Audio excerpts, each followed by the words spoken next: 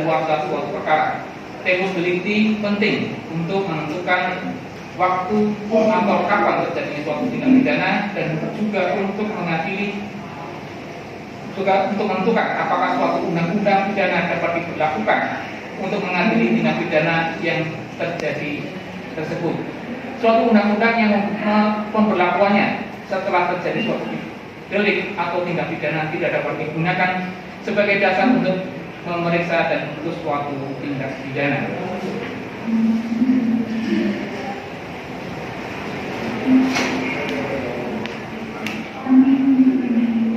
Sehingga oleh karena itu, sepanjang ternyata dalam surat dakwaan telah menyebutkan adanya waktu kejadian, maka dalam hal ini majelis menganggap dakwaan penuntut telah lengkap yang kemudian akan dibuktikan dalam persidangan, sehingga karena itu eksepsi penasihat hukum terdakwa tidak beralasan harus dinyatakan tidak dapat diterima.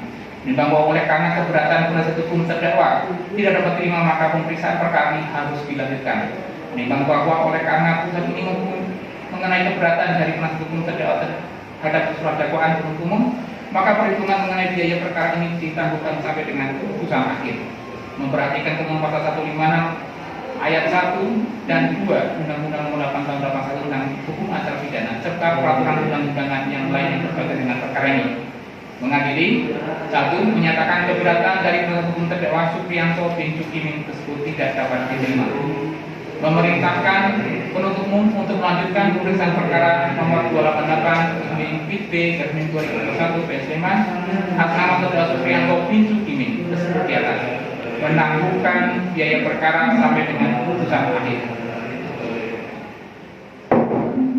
Demikian diputuskan dalam rapat permusyawaratan majelis pengadilan negeri Sleman pada hari Senin tanggal 23 Agustus 2021 oleh Adi Satria Nugroho Sarjana Hukum sebagai hakim ketua sidang, Suparna SH dan Oktavia Trikusumaningsih Sarjana Hukum Magister Hukum orang masing-masing sebagai hakim anggota, yang diucapkan dalam sidang terbuka umum pada hari Selasa tanggal 24 Agustus 2021 oleh hakim ketua dengan didampingi oleh para hakim anggota yang sama, dengan dibantu oleh Titi Haryani Sarjana Hukum Panitera Pengganti pada Pengadilan Sleman, serta dihadiri oleh Sri Murharjanti Esa, Siti Murharjanti Esa, penuntut umum, dan terdakwa yang didampingi oleh penasihat hukumnya. Ya, jadi gitu Pak ya. Ini pendapat kami di tangan. Jadi karena putusan selah ini dinyatakan keberatan dan tidak dapat diterima, maka pemeriksaan perkara dilanjutkan untuk pokok perkara. Gitu ya. Kemudian kalau kita bermusyawarah bahwa karena masa penahanan yang mepet, maka persidangan ini dilaksanakan secara maraton. Jadi saya berupaya untuk seminggu 2 kali. Jadi karena ini terbatas waktu dan harus segera diselesaikan, karena mengingat waktu berpikir 7 hari dan kita harus putus sebelum tanggal 28 atau pada tepatnya 20 September kita harus sudah putus. Ya, jadi saya tugaskan, maksudnya saya perintahkan kepada penuntut umum kita membuat kok kalender hari ini ya. Jadi besok Kamis kita mulai memeriksa saksi-saksi. Jadi nanti diberi kesempatan kepada penuntut umum maupun penasihat hukum untuk menghadirkan saksi. Kalau penasihat hukum berarti menghadirkan saksi advokat itu nanti 2 kali. Tapi bukan sekarang ya, nantinya ini untuk Kamis dan Senin untuk penuntut umum menghadirkan saksi-saksi. Kemudian nanti pada saat kesempatan memeriksa terdakwa, kita harusnya memberikan kesempatan kepada penasihat hukum untuk menghadirkan saksi advokat. Ya, jadi mulai dari Kamis kita mulai. Kamis tanggal 26. Ya, Yang mulia, izin yang mulia. ya. Untuk Kamis ini kami mohon jangan dulu karena kaitan kamu kan di Jakarta, kayaknya ada PPKM juga ada pemeriksaan kondisi kesehatan. Itu yang saya khawatirkan bahwa kita kan properti ini takutnya dari kemarin Senin jadi Selasa, jadi mohon dimulainya pada Senin yang mulia. Tapi kan ada lebih dari 2 Ya, jadi kita ya. Jadi tolong ini karena penasihat hukum berkewajiban untuk mendampingi pengacara, penasihat hukum mendampingi terdakwa. Jadi kita memang kalau ada ruang waktu yang cukup kita nggak apa-apa. Tapi karena kita terbatas waktu dan sesuai dengan KUHP kita dibatasi masa pikir-pikir supaya tidak terjadi nanti nanti lepas karena kita kurang koordinasi mengenai waktu persidangan. Karena kalau Senin waktunya sangat pendek, kecuali kalau penasihat hukum bisa dalam satu kali menghadirkan saksi adegan. Nggak mungkin yang mulia, karena pertama bahwa saksi yang menghadirkan itu tidak cuma orang biasa, tapi juga mereka yang ahli, artinya dia sebagai PNS dan dia sebagai dosen yang Makanya kita memahami itu, kita beri waktu dua kali untuk penuntut umum. Kita pokoknya hari Kamis dan Senin. Nanti kita mungkin Kamis persiapan untuk pemeriksaan terdakwa, baru minggu kemudian ada sekaligus mungkin dengan pemeriksaan saksi ahli. Jadi kita atur ya. Monggo. Ini terserah bagi penasihat hukum untuk membagi timnya. Apakah nanti Kamis itu bisa langsung hadir atau semua atau salah satu untuk mendampingi. Karena kita tidak bisa untuk mengulur waktu lagi. Jadi kita jangan tergantung pada Bapak sebagai penasihat hukum, tapi kita tergantung pada haknya terdakwa untuk didampingi di dalam persidangan ini, supaya hak-haknya tetap terpenuhi dalam persidangan ini. Gimana, Miss? Gini yang mulia, tentu saja kami nggak berkira ini bisa cepat selesai gitu yang mulia ya. Kami akan berusaha yang mulia, bisa artinya bisa dalam kesempatan yang diberikan itu bisa putus ya, artinya misalkan diberikan waktu 2 kali bisa hanya sama saksi gitu ya. Artinya kan bahwa kaderisasi itu kan nggak juga dalam penguasaan kami juga itu ya. Misalnya kan ahli Kemendiknas tidak bisa mau nggak mau saya sampaikan kepada majelis hakim bahwa tidak bisa gitu. Ya, demikian juga kepada penuntut umum. Ini kan kesempatan bagi penasihat hukum itu untuk mempersiapkan saksi adegan itu kan lebih panjang, bisa berkoordinasi dulu. Beda dengan penuntut umum, mulai Kamis besok sudah harus menghadirkan, ya kan gitu. Demikian juga hari Senin, waktunya sangat mepet. Kalau penasihat hukum kan mempunyai waktu yang cukup, monggo koordinasikan. Kita memberi kesempatan, masalah itu kemudian digunakan oleh terdakwa maupun penasihat hukumnya, monggo silakan. Ini kan karena kita memang terbatas waktu saja. Karena kita dibatasi oleh penahanan yang dijalani oleh terdakwa. Ya. Jadi gitu ya. Kita tetapkan besok hari Kamis tanggal 26 untuk pemeriksaan saksi. Diupayakan tidak semua saksi misalnya terhadap saksi-saksi yang relevan dan berkorelasi terhadap perkara ini untuk dihadirkan. Karena kesempatannya hanya 2 kali, Kamis dan Senin. Ya. Oke.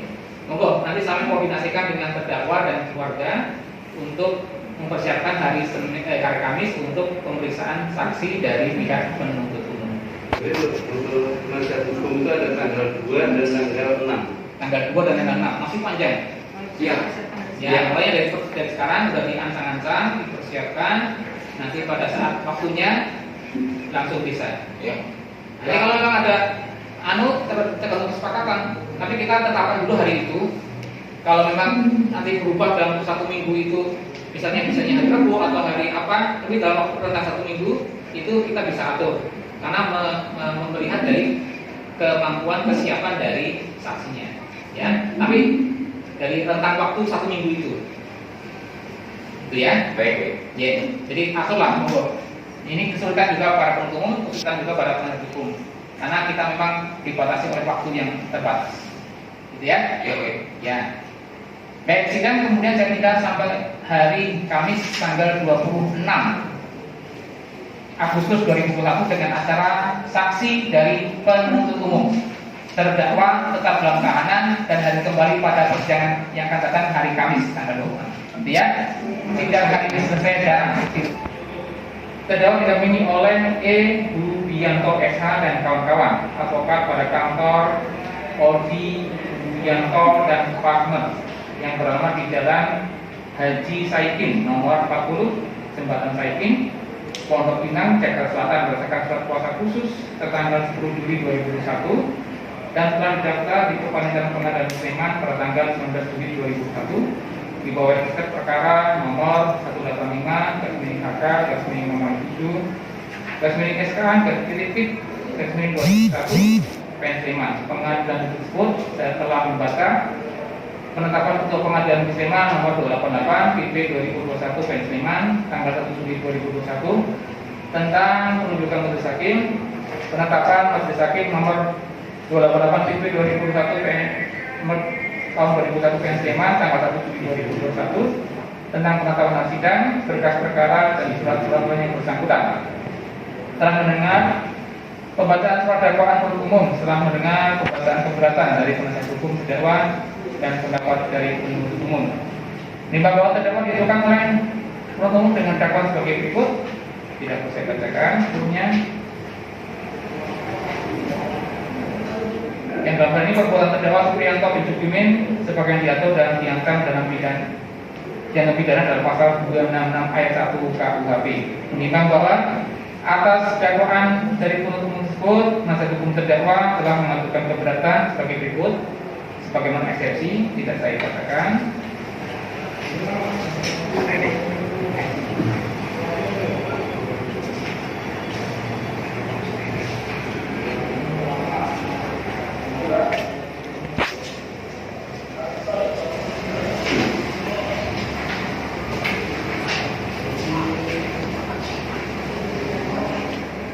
Menimbang bahwa atas keberatan eksepsi penasihat hukum terdakwa tersebut, penuntut umum telah mengajukan pendapatnya yang pada pokoknya sebagai berikut. Bagaimana tanggapan kemarin tidak selesai bacakan.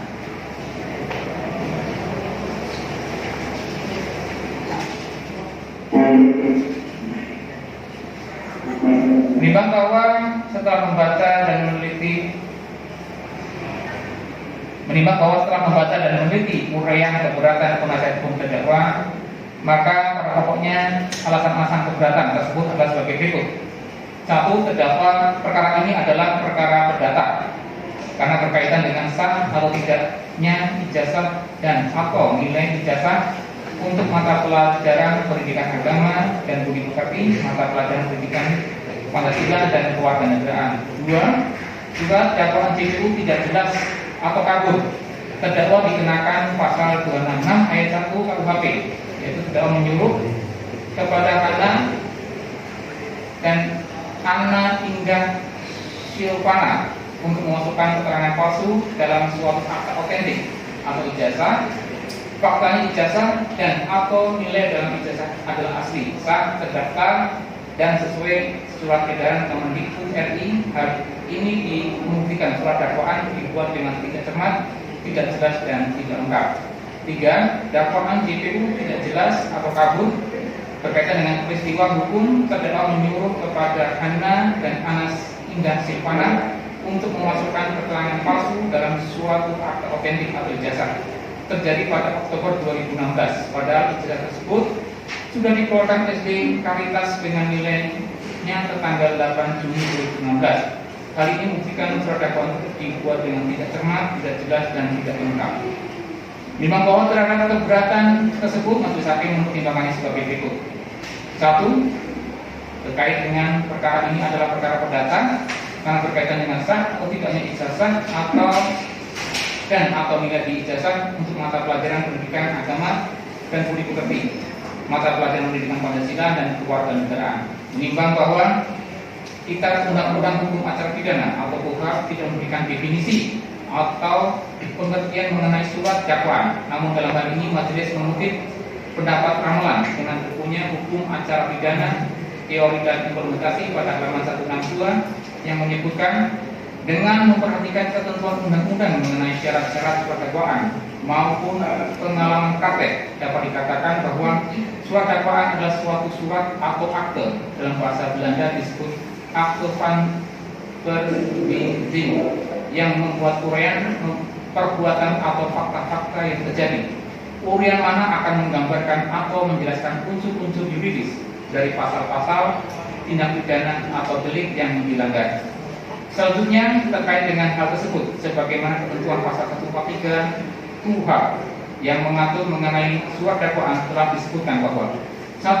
Penuntut umum melimpahkan perkara ke pengadilan negeri dengan permintaan agar segera mengadili perkara tersebut disertai dengan surat dakwaan. 2. Penuntut umum membuat surat dakwaan yang diberi tanggal dan ditandatangani serta berisi a. Nama lengkap, tempat lahir, umur atau tanggal lahir, jenis kelamin, kebangsaan, tempat tinggal, agama, dan pekerjaan tersangka. B. Uraian secara cermat, jelas, lengkap mengenai tindak pidana yang didakwakan dengan menyebutkan waktu dan tempat tindak pidana itu dilakukan. 3. Surat dakwaan tidak memenuhi ketentuan sebagaimana dimaksud dalam ayat 2 huruf B dapat batal demi hukum. 4. Turunan surat pelimpahan perkara beserta surat dakwaan disampaikan kepada tersangka atau kuasnya atau penasihat hukumnya dan penyidik pada saat yang bersamaan dengan penyampaian surat pelimpahan perkara tersebut ke pengadilan negeri. Dan pula memperhatikan merujuk pada surat edaran Mahkamah Agung nomor 4 tahun 1980 sebagaimana dimaksud oleh penasihat hukum terdakwa dan penuntut umum. Maka dalam ini untuk melaksanakan pemeriksaan perkara pidana di persidangan pengadilan, hakim adalah berdasarkan pada surat dakwaan yang diajukan oleh penuntut umum. Sepanjang ternyata syarat formil dan material telah terpenuhi, maka apakah kemudian perkara dimaksud ternyata masuk dalam perkara perdata atau pidana, hal tersebut baru akan diketahui setelah diperiksa pokok perkara. Sehingga untuk itu menurut majelis keberatan penasihat hukum terdakwa mengenai dakwaan umum adalah perkara perdata karena berkaitan dengan sah atau tidaknya ijazah dan atau nilai di ijazah untuk mata pelajaran pendidikan agama dan budi pekerti mata pelajaran pendidikan Pancasila dan kewarganegaraan tidak beralasan dan tidak dapat diterima. 2. Surat dakwaan JPU tidak jelas dan atau kabur. Terdakwa dikenakan pasal 266 ayat 1 KUHP, yaitu telah menyuruh kepada Hana dan anak Indah Silvana untuk memasukkan keterangan palsu dalam suatu akta otentik atau ijazah. Faktanya ijazah dan atau nilai dalam ijazah adalah asli, sah, terdaftar dan sesuai surat edaran Kemendikbud RI. Hal ini membuktikan surat dakwaan dibuat dengan tidak cermat, tidak jelas dan tidak lengkap. Menimbang bahwa memperhatikan eksepsi penasihat hukum terdakwa dan tanggapan penuntut umum dalam hal ini menurut majelis setelah membaca uraian eksepsi penasihat hukum terdakwa. Pada pokoknya ternyata dalam eksepsi dimaksud penasihat hukum terdakwa mengajukan keberatan terkait pertanyaan dan tanggapan atas surat dakwaan dan keterangan saksi-saksi yang disampaikan dalam BAP atau berita acara pemeriksaan oleh penyidik. Sehingga untuk mengetahui apakah benar terdakwa telah menyuruh memasukkan keterangan palsu dalam suatu akta otentik dan atau untuk mengetahui apakah ijazah atau nilai dalam ijazah ijazah adalah asli atau palsu, hal tersebut menurut majelis bukan termasuk materi keberatan atau eksepsi dan telah masuk pokok perkara, sehingga untuk itu keberatan dimaksud harus dinyatakan tidak dapat diterima. 3. Dakwaan JPU tidak jelas atau kabur. Peristiwa hukum terdakwa menyuruh kepada Hana dan anak Indah Silvana untuk memasukkan keterangan palsu dalam suatu akta otentik atau ijazah terjadi pada Oktober 2016. Pada ijazah tersebut sudah dikeluarkan SPK dengan nilainya tertanggal 8 Juni 2016. Hal ini membuktikan surat dakwaan dibuat dengan tidak cermat, tidak jelas dan tidak lengkap. Menimbang bahwa memperhatikan eksepsi tersebut dan tanggapan penuntut umum tersebut dalam hal ini menurut majelis terkait dengan waktu kejadian atau tempus delicti dalam kitab undang-undang hukum acara pidana atau KUHP tidak diatur bagaimana penyebutan lokus dan tempus delicti. Diperiksa dalam BAP yaitu dari Kemendiknas RI, kemudian dari Dinas Pendidikan Jogja dan juga dari Dinas Pendidikan Sleman itu kan kami hadirkan. Apabila jasa tidak mau menghadirkan, karena itu kan yang manggil yang polisian waktu itu ya. Nah jadi kalau jasa tidak bisa menghadirkan mereka, maka itu jadi bagian kami begitu. Dan soal tadi yang di hakim sampaikan bahwa kami diberikan 2 kali kesempatan, tentu aja itu tidak ada aturan bahwa mesti dalam 2 kali kesempatan, nggak mesti.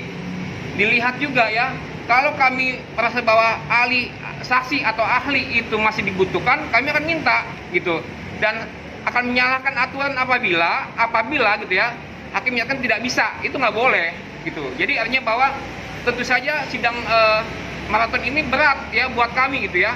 Pertama, dalam kondisi yang PPKM ini nggak bisa semua orang akan gampang mudahnya masuk ke Sleman gitu. Tentu aja mesti ada tes vaksin, PCR dan segala macam gitu. Ya, namun demikian kami akan hadapi lah ya. Kami akan hadapi dalam seminggu 2 kali sidang.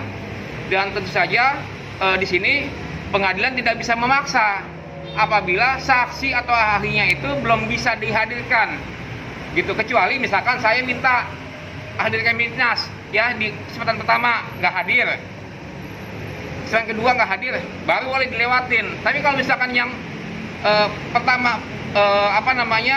nggak hadir, yang kedua juga nggak bisa dikasih kesempatan, kami keberatan gitu. Jadi kalau itu dilakukan maka menyalahi ya, karena dimanapun namanya saksi diberikan 2 kali kesempatan. Panggilan pertama nggak bisa, panggilan kedua baru wajib datang gitu.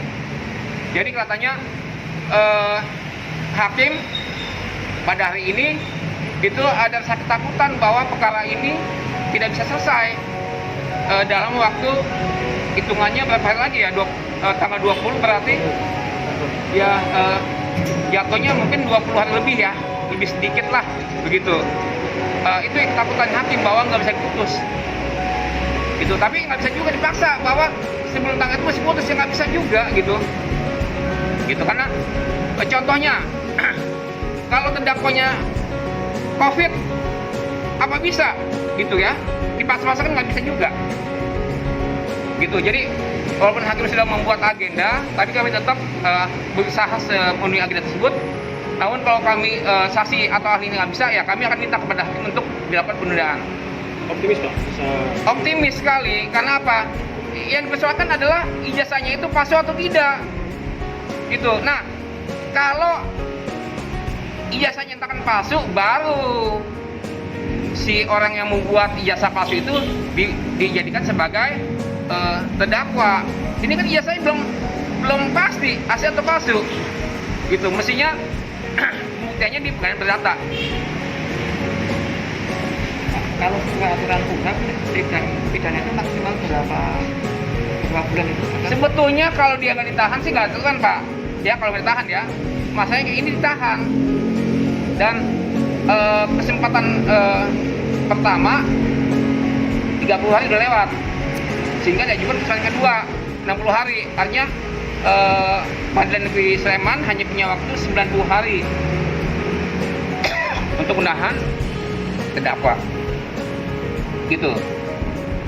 Kalau dia nggak ditahan sih mau 2 tahun juga masalah gitu. Masalahnya kalau dalam waktu 90 hari tidak putus, maka demi hukum ya supaya itu dibebaskan dari tahanan. Pak, kemudian untuk bukti-bukti nanti untuk meringankan terdakwa itu apa saja Pak? Tentu saja apa yang sudah yang dijabarkan di BAP itu akan kami sampaikan ya. Pertama, ijazahnya itu sah kan gitu. Yang kedua, surat dari Ombudsman juga ada. Kemudian juga surat dari Dinas Kemendiknas juga sudah ada. Berita acara sudah ada, gitu, yang semua menyatakan bahwa ijazah itu sah. Artinya kalau ijazahnya sah, maka nilainya juga sah gitu.